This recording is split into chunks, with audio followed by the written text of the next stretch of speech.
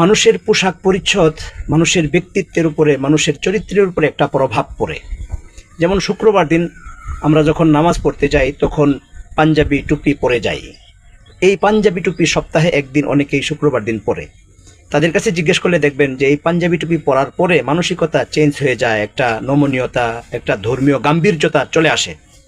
এই পোশাকের প্রভাব কিন্তু এটা।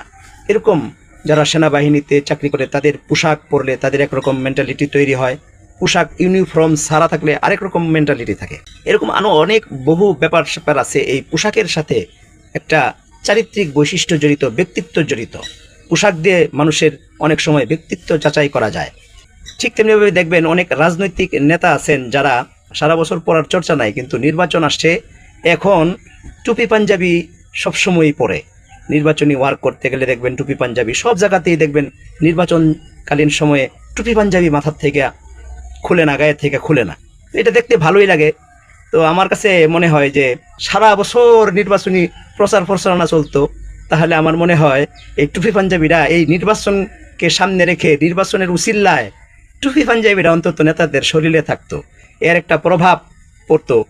নামাজ টামাজও ঠিক মতো পড়তো যেহেতু নির্বাচন। আল্লাহ আমাদেরকে সহি বুঝ দান করুন, আমিন।